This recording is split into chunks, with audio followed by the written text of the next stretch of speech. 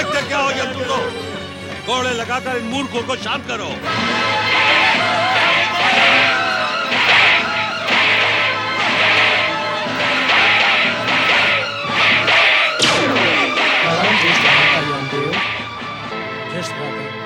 हम आपके अनुज अश्विनी कुमार हैं। हमारे पिताश्री के जब तब व्रत के कारण श्री हरि विष्णु ने प्रसन्न होकर हमारे पिताश्री सूर्य देव के शरीर से ही उत्पन्न किया है। ज्येष्ठ भ्राता, इस समय हम आपको संसार का सबसे अधिक श्रेष्ठ पदार्थ भेंट करने के उद्देश्य से यमलोक में प्रकट हुए हैं। इसे ग्रहण करें भ्राताश्री।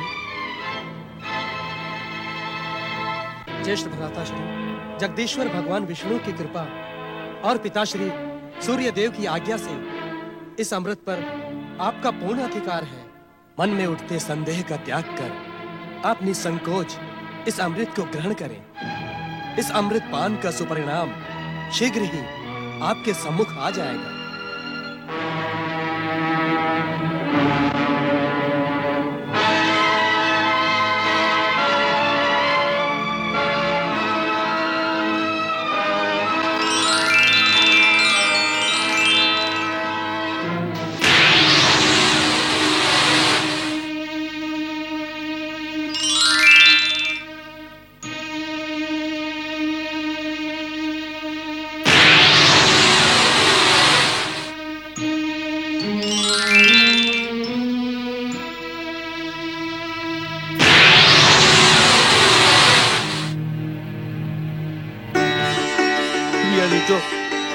इस अमृत का पान करने से मेरे मन में दया और प्रेम की भावना जागृत हो रही है। ज्येष्ठ भ्राताश्री, इस अमृत की दिव्यता से ये व्रत प्राणी भी पुनर्जीवित हो सकते हैं।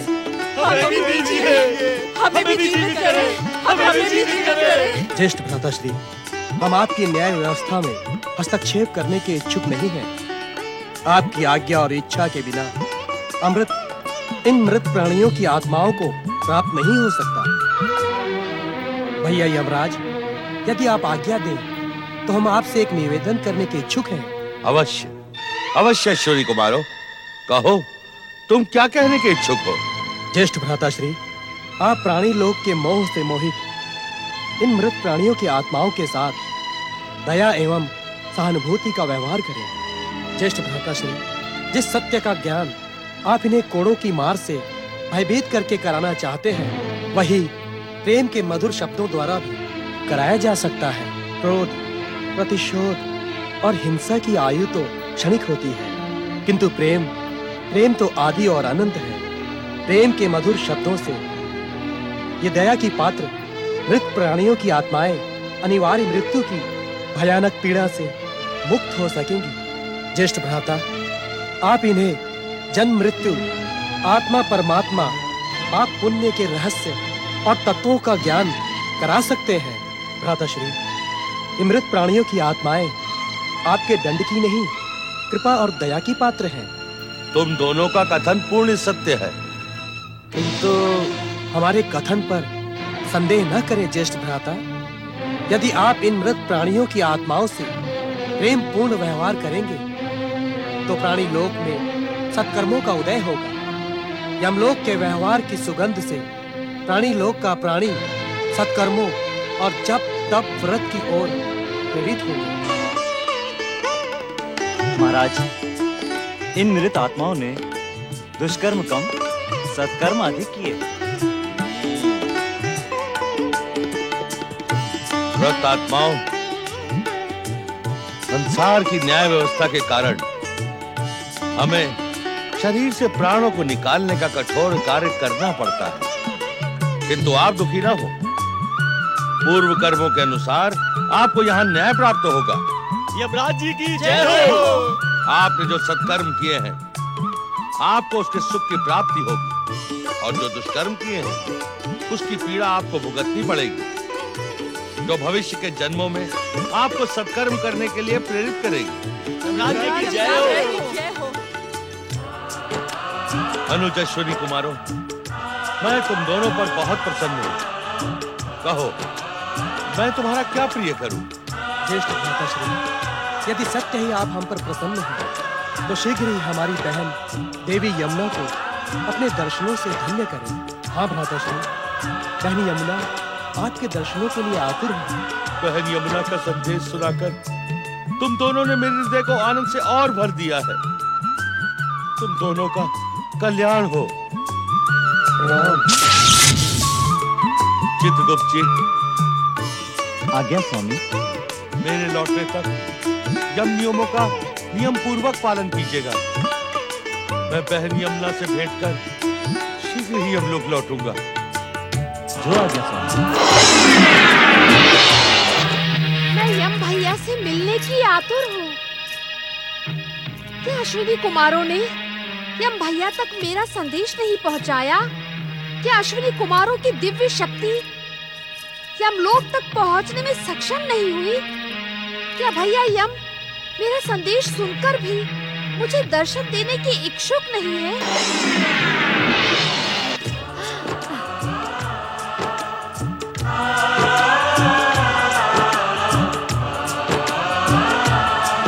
बहन यमुना, उद्विग्न ना हो। मुझे तुम्हारा संदेश मिल गया है। मैं यमलोक की एक समस्या सुलझाकर शीघ्र ही तुम्हारे समीप लौट कर आऊंगा।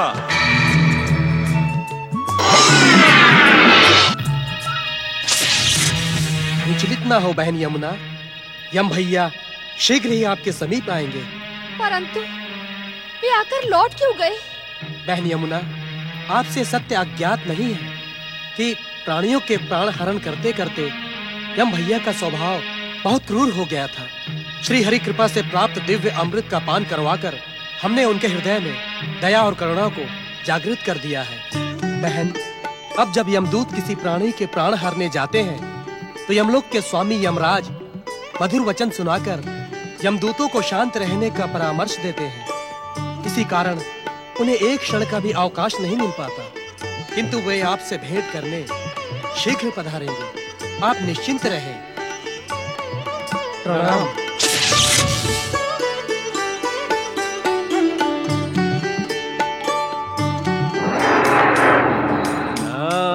नारायण नारायण।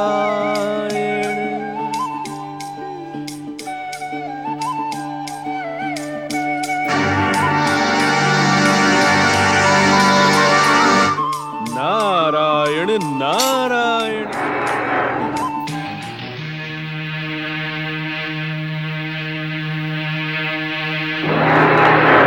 नारायण नारायण। जिनके अट्टहास का स्वर बिना बात को संसार में गूंजता रहता है, वो आज इस प्रकार निराश, शांत और उदास क्यों है? नारायण नारायण। जगदीश्वर भगवान विष्णु के इच्छा संसार में शनिदेव के पनौती के नाम से प्रसिद्ध ढैया और साढ़े साथी तुम्हारी उदासी का रहस्य जानने को नारद का जिज्ञासु मन विचलित हो रहा है। शनिदेव के अनुचरों, अपनी उदासी का कारण तो मुझे बताओ। शनि भक्तों, क्या तुमने भाग्य विधाता शनिदेव को प्रसन्न करने के लिए मौन व्रत धारण कर लिया है? तुम मेरी बात का उत्तर क्यों नहीं देते? नारायण नारायण। ढैया साढ़े साथी, मेरी बात का उत्तर तो दो। भक्तराज नारद जी, शनिदेव की पनौती के रूप में विख्यात ढैया और साढ़े साथी को मौन देखकर आप चकित न हो।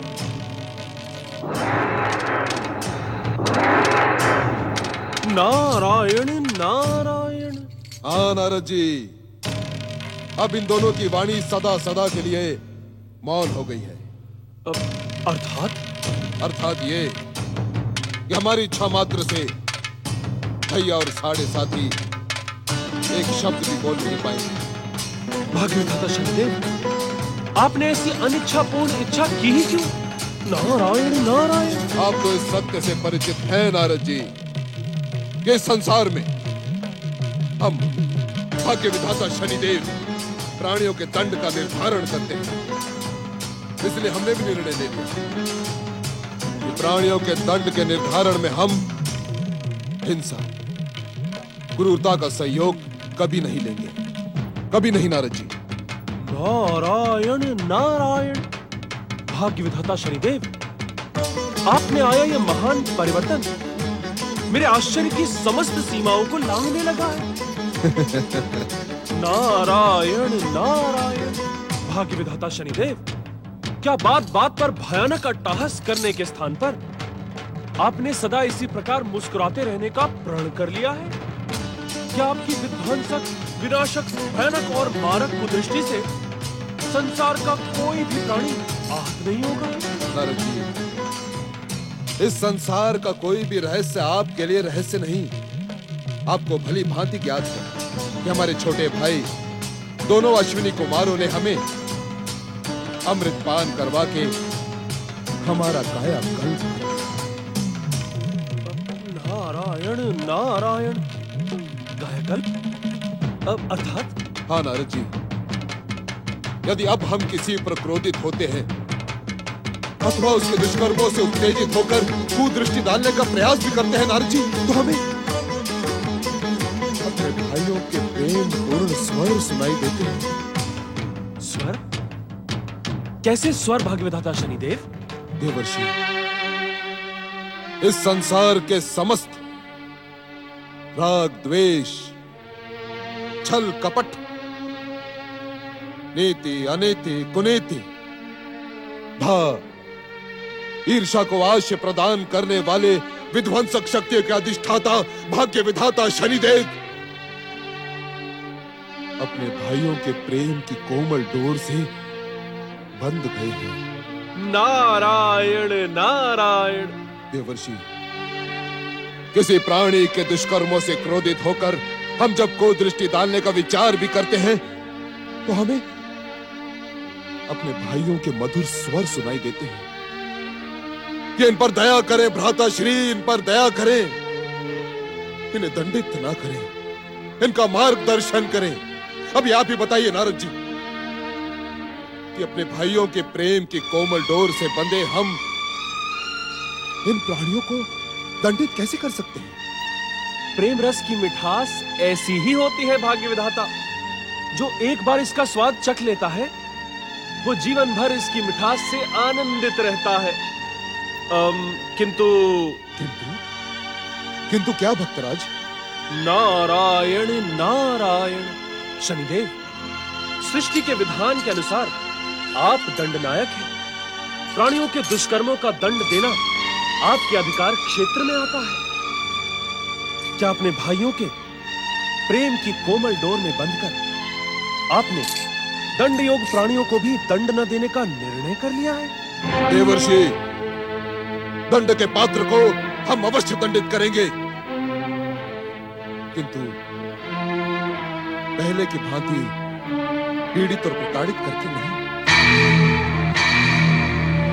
नारायण नारायण। अर्थात फिर किस प्रकार दंडित करेंगे आप? देवर्षि, जो हमारी भक्ति, हमारा जप तप व्रत करेगा, हम उसे संसार का सर्वोत्तम सुख प्रदान करेंगे, किंतु किसी अन्य की पूजा आराधना करने वाले से हम ईर्ष्या और द्वेष भी नहीं रखेंगे।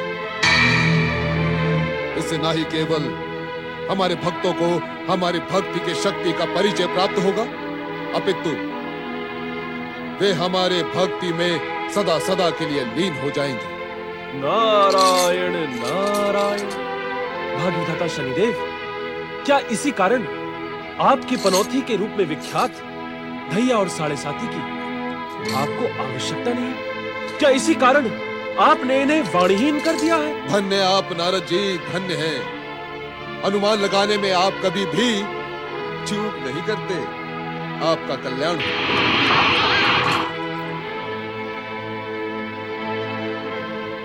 निराश न हो ढैया और साढ़े साती।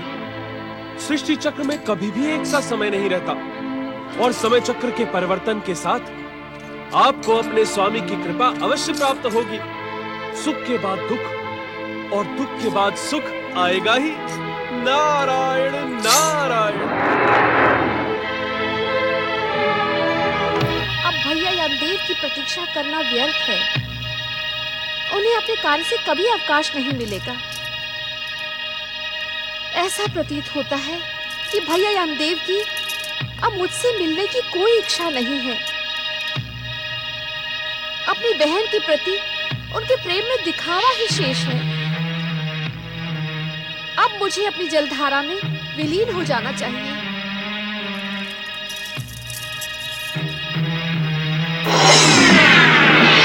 अपने भाई की व्यस्तता के कारण रुष्ट ना हो बहन, हमें क्षमा कर दो।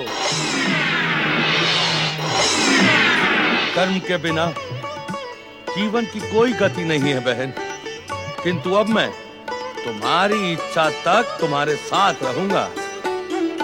कैसी हो बहन?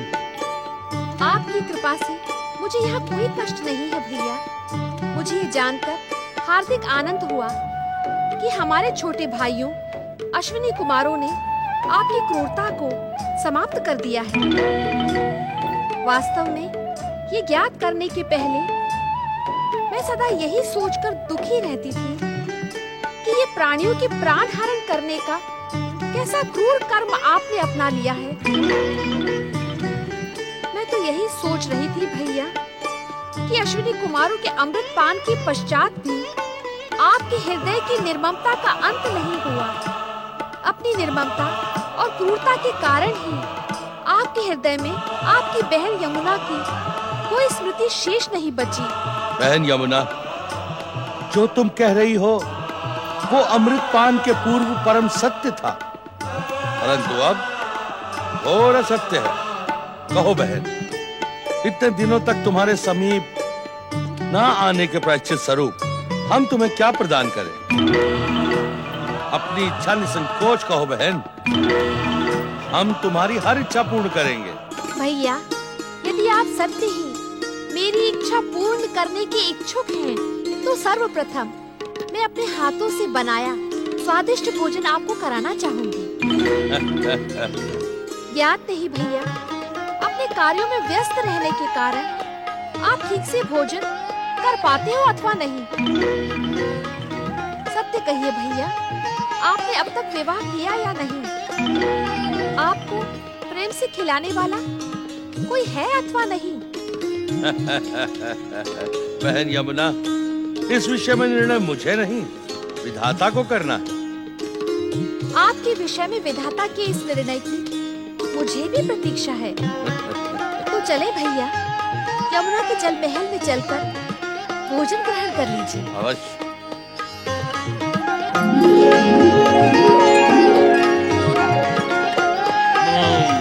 स्वादिष्ट, अति स्वादिष्ट भोजन। लो भैया, भोजन के पश्चात इन स्वादिष्ट फलों का सेवन करो। उत्तम, अति उत्तम। मांगो बहन यमुना, अपनी इच्छा अनुसार कोई भी वरदान मांगो। आज तुमने स्नेह पूर्वक भोजन करवा के भाई और बहन के प्रेम का नया आदर्श स्थापित किया है। अपनी बात निसंकोच कहो, कहो बहन। यदि आप इस समय सत्य ही प्रसन्न हैं, तो मुझे ऐसा वरदान प्रदान करें कि संसार के समस्त भाई बहनों के मध्य सुख, समृद्धि और कल्याण का शुभारंभ हो। मैं कुछ समझा नहीं बहन यमुना, अपनी बात स्पष्ट कहो। भैया, आज कार्तिक शुक्ल की द्वितीय तिथि है। मेरी इच्छा है कि आज की तिथि यम द्वितीया के नाम से प्रसिद्ध हो। तथास्तु। आज के पश्चात कार्तिक शुक्ल की द्वितीया तिथि को संसार यम द्वितीया के साथ साथ भाई दूज के रूप में भी जानेगा। भैया, ऐसी भी कृपा करें कि आज के दिन जो भाई अपनी बहन के घर भोजन करने आए, उसे उसके कष्टों से मुक्ति तथा सुख व समृद्धि प्राप्त हो। तथास्तु। बहन यमुना, जो भाई आज के दिन अपने बहन के घर में भोजन करने के पश्चात उसे वस्त्र तथा आभूषण उपहार स्वरूप देगा, उसे यमराज की प्रसन्नता के कारण स्वप्न में भी अकाल मृत्यु का भय नहीं होगा। किंतु भैया, यदि किसी भाई की छोटी बहन ना हो, तो वो क्या करेगा? वो आपकी कृपा और इस वरदान का लाभ कैसे प्राप्त करेगा? यदि छोटी बहन ना हो तो वो बड़ी बहन के यहाँ जाए, और यदि बड़ी बहन भी ना हो तो वो सौतेली बहन के घर जाए। और यदि किसी की सौतेली बहन भी ना हो तो वो क्या करें? ऐसी स्थिति में पुरुष किसी भी स्त्री को मन, वचन और कर्म से अपनी बहन स्वीकार करे और यम द्वितीया के दिन उस मुंह बोली बहन के घर जाकर भोजन करके उसे उपहार दे।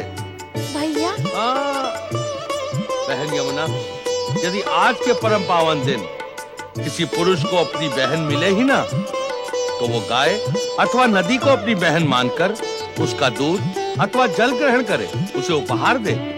यदि ऐसा भी संभव ना हो तो वो वनश्री को अपनी बहन मानकर वृक्षों के फलों को ग्रहण करे और उपहार स्वरूप वन में एक वृक्षारोपण करे। आप धन्य हैं भैया। आपने आज के महत्वपूर्ण दिन के अनुरूप अनुष्ठान की सारी संभावनाएं स्वयं ही व्यक्त कर दी। अब कार्तिक शुक्ल द्वितीया के दिन हर भाई दूज व्रत का पालन अवश्य करेगा। बहन यमुना, यदि आज के दिन कोई भाई इस यम द्वितीया के दिन के महत्व की उपेक्षा करने का दुस्साहस करेगा तो हमारे क्रोध के कारण उसका जीवन संकट के भयानक भ्रम जाल में उलझ जाएगा।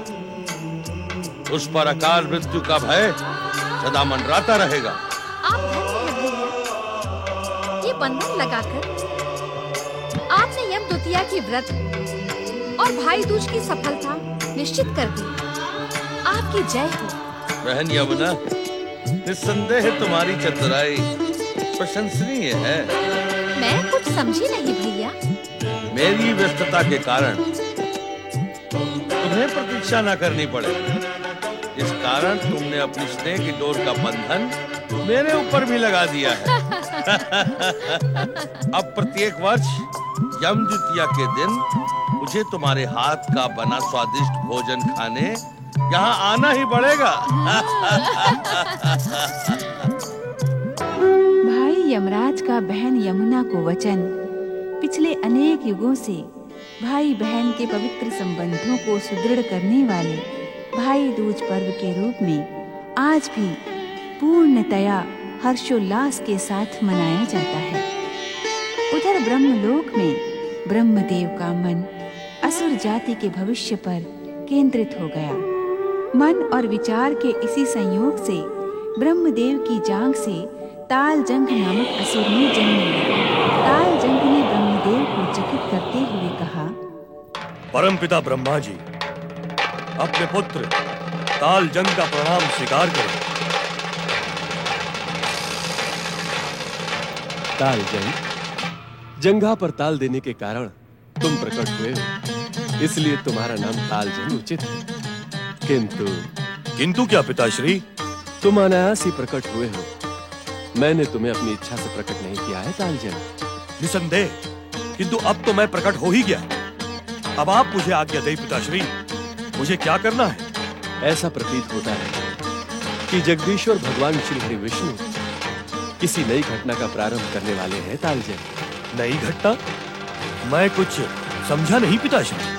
अपनी इच्छा मात्र से इस संसार को जन्म देने वाले जगदीश्वर भगवान श्री हरि विष्णु की इच्छा के बिना इस संसार में कुछ नहीं घटता है तालजंग।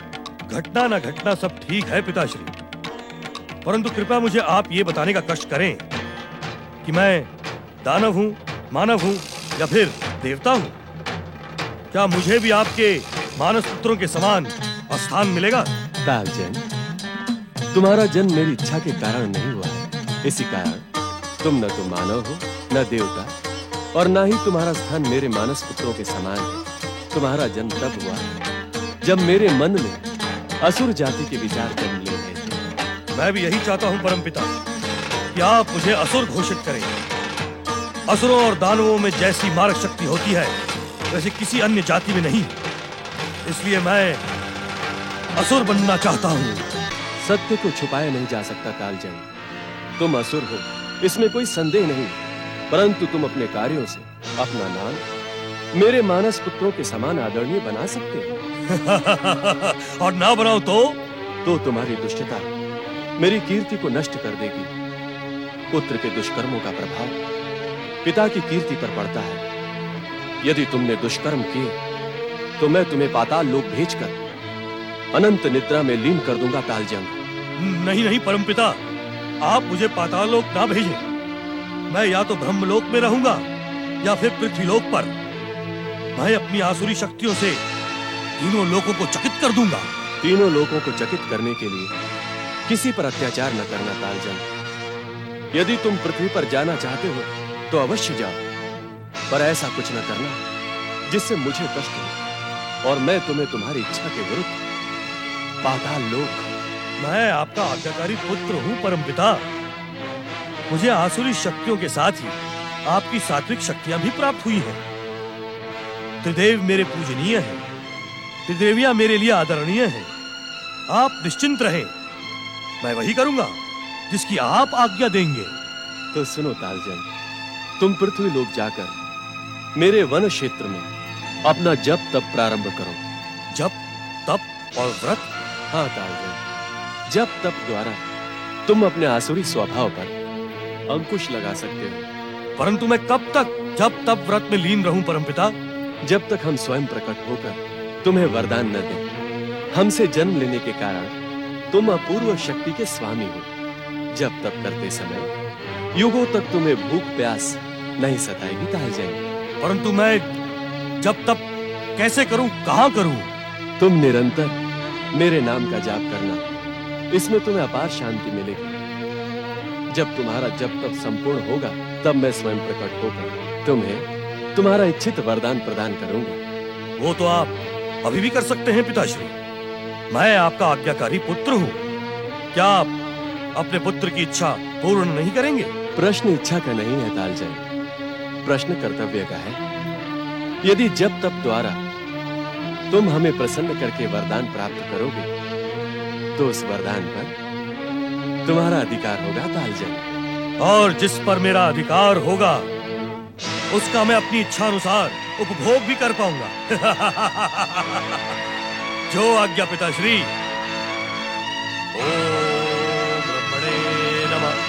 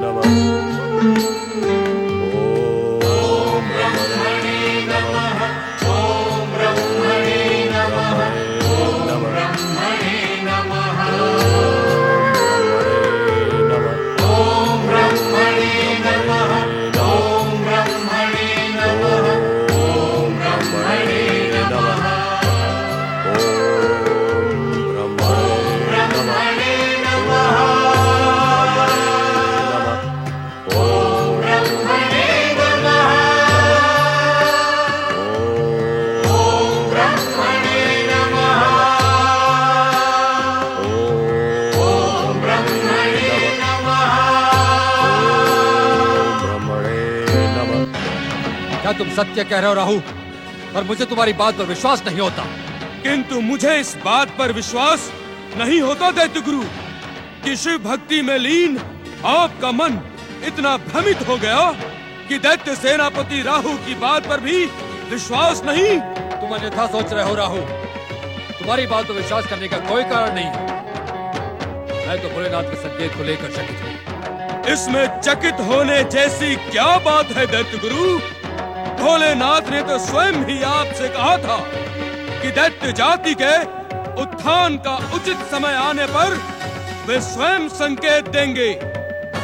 स्मरण करें दैत्य गुरु, स्मरण करें।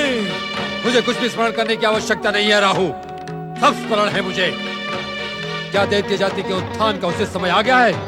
समय के उचित और अनुचित का निर्णय आशुतोष शिव से अधिक और कौन कर सकता है दैत्य गुरु? मुझ पर विश्वास करें। मेरु वन में ब्रह्मदेव की तपस्या करता वो असुर निश्चित ही असुरों के आराध्य भगवान शिव का संकेत है दैत्य गुरु। दैत्य गुरु, भगवान शिव की कृपा से प्राप्त ये अवसर सोच विचार में ही न गंवा दे। मुझे पूरा विश्वास है कि मेरु वन में तपस्या करता यह असुर दैत्य जाति का तारक सिद्ध होगा। राहु में निर्णय नहीं कर पा रहा किस उचित अवसर का लाभ दैत्य जाति कैसे उठाए। आप अपने मन की दुविधा का त्याग करें दैत्य गुरु। मेरु वन क्षेत्र में तपस्या करते उस असुर को अपनी शक्तियों से संपन्न करें, जिससे पाताल में पड़ी अचेत दैत्य जाति का उत्थान हो। राहु, क्या इस कार्य में विध्वंसक शक्तियों की अधिष्ठाता भाग्य विधाता शनिदेव का सहयोग नहीं लेना चाहिए?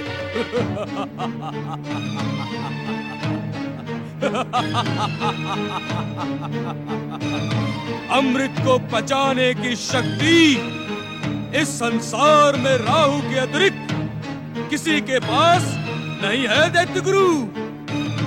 राहु के भीतर धधकते प्रतिशोध के विष ने समुद्र मंथन के समय निकले अमृतपान को भी निष्क्रिय कर दिया था, किंतु मुझे विश्वास नहीं होता कि विष्णु कृपा से अमृतपान करने वाले शनिदेव विध्वंसक शक्तियों का अब हित चिंतन करेंगे। किंतु बिना शनिदेव की अनुमति प्राप्त किए इस अभियान का प्रारंभ अनुचित होगा राहु। उचित अनुचित के चक्कर में पड़ने का इस समय मैं इच्छुक नहीं हूँ दैत्य गुरु। स्मरण करो राहु, शनिदेव ने उचित अवसर आने पर विध्वंसक शक्तियों को अपनी कृपा प्रदान करने का आश्वासन दिया था। मुझे स्मरण है दैत्य गुरु कि अमृतपान के पश्चात भाग्य विधाता शनिदेव ने उचित अवसर पर सक्रिय होने का वचन दिया था। यदि तुम्हारा कथन सत्य है और शिव कृपा से उचित समय आ गया है, तो हमें विध्वंसक शक्तियों के अधिष्ठाता शनिदेव से सहयोग लेने में संकोच नहीं करना चाहिए। आपका परामर्श मानकर हम शनिदेव से बात कर लेते हैं, किंतु जहाँ तक संकोच का प्रश्न है, तो छलिया विष्णु के संसार में सर्वनाश करने से संकोच नहीं करना चाहिए।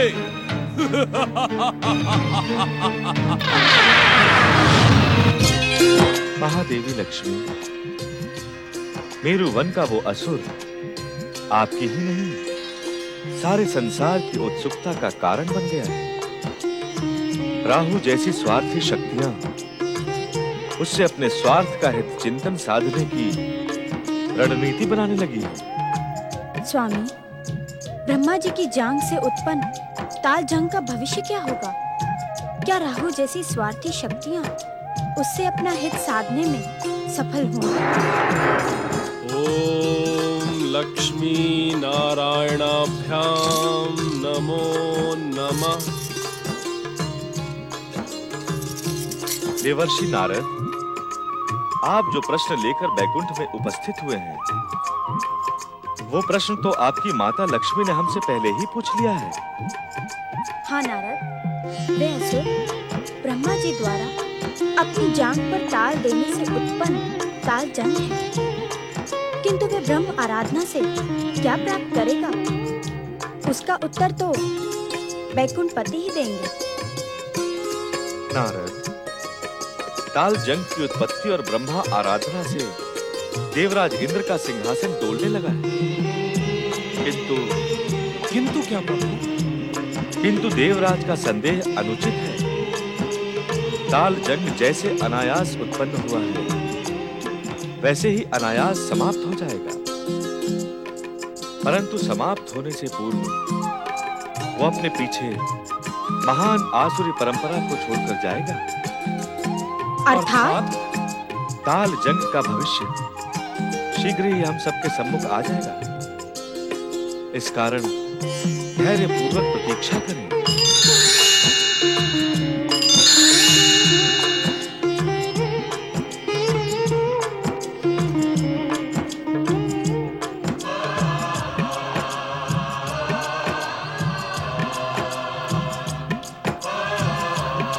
माता, प्रभु वैकुंठपति का ये उत्तर तो हमें और अधिक उलझन में डाल गया। देवर्षि, स्वामी का हर उत्तर उनकी लीला के समान रहस्यमय होता है। इस कारण प्रतीक्षा के अतिरिक्त अन्य कोई उपाय नहीं। नारायण नारायण, प्रतीक्षा करना तो नारद का स्वभाव ही नहीं है माता, किंतु जैसी प्रभु की इच्छा।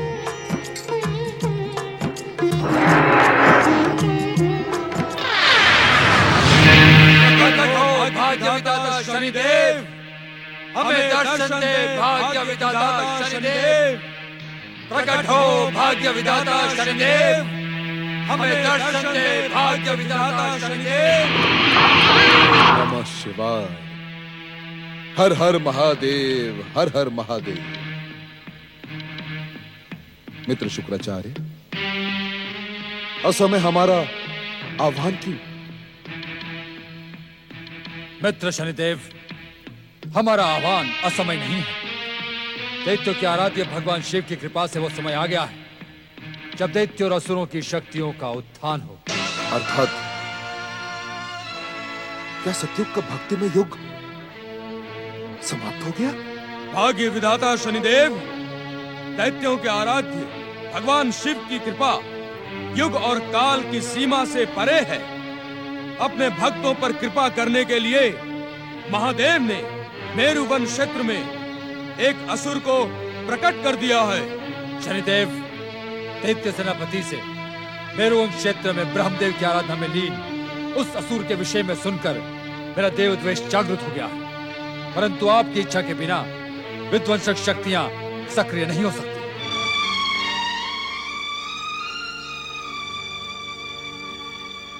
विध्वंसक शक्तियों के अधिष्ठाता शनिदेव, क्या आपको पाताल के अंधकार में अचेत पड़ी दैत्य जाति का उत्थान प्रिय नहीं? क्या आप भी विष्णु की कृपा से प्राप्त अमृत का पान करके छलिया देवताओं के संगठन में सम्मिलित हो गए हैं?